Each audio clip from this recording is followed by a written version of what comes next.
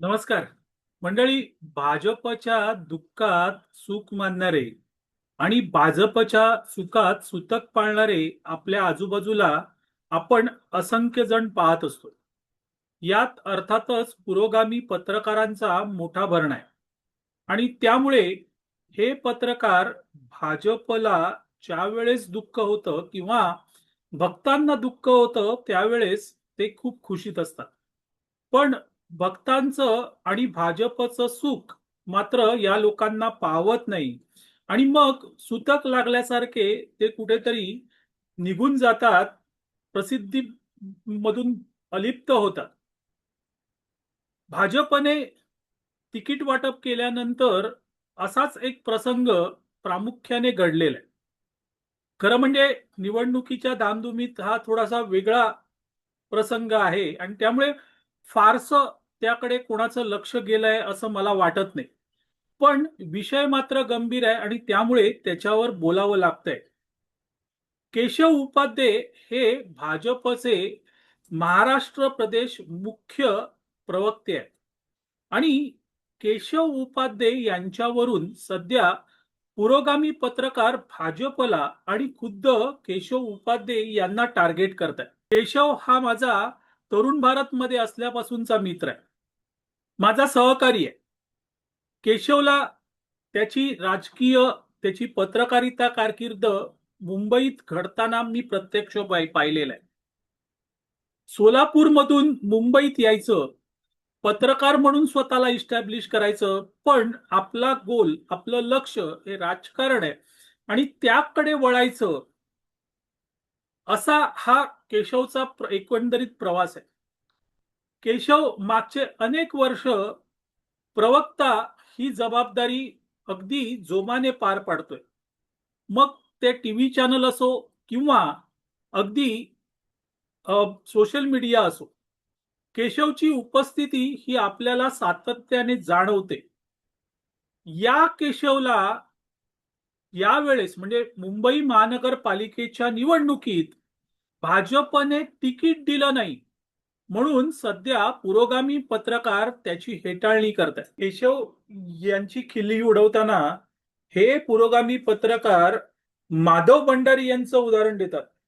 माधव भंडारी हे देखील प्रवक्ते होते, पण भाजपने ना कुठे त्यांना विधान परिषदेत किंवा विधानसभेत नियुक्त केलं किंवा उमेदवारी दिली.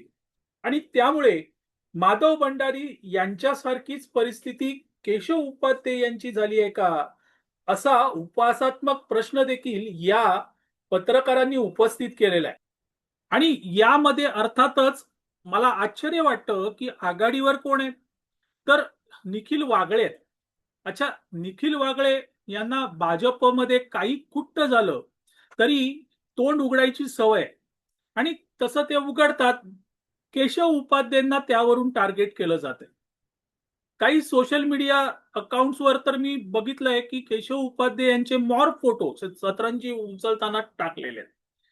आता यावेळेस भाजपने साधारणतः आपल्या 9 प्रवक्त्यांना तिकीट दिलेली आहेत. मग नव्याने आलेले नवनाथ बन असो किंवा अन्य प्रवक्ते असो, त्यांना तिकीट मिळालेली आहे. आणि त्यांना तिकीट मिळतात, मग केशव उपाध्यांना तिकीट का नाही, असा प्रश्न आता या पुरोगामी पत्रकारांना पडलाय. त्यावेळेस हसावं की रडावं हेच कळत नाही.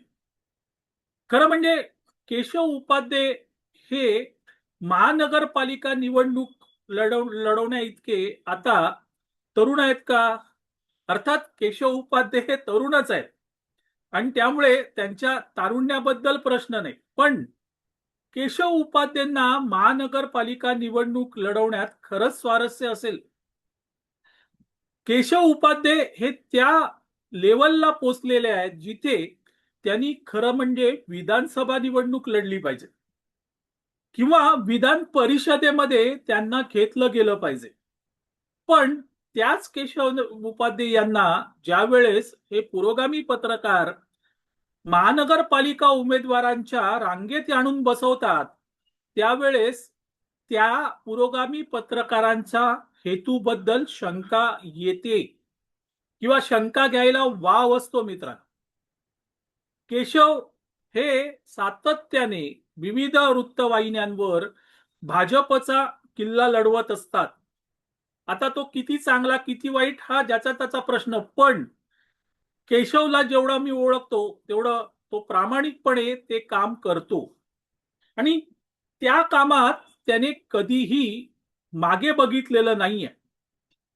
तो ते काम सातत्याने करत आलेला आहे आणि त्या कामाची पावती अर्थातच भाजप नेतृत्व त्याला देणारच आहे.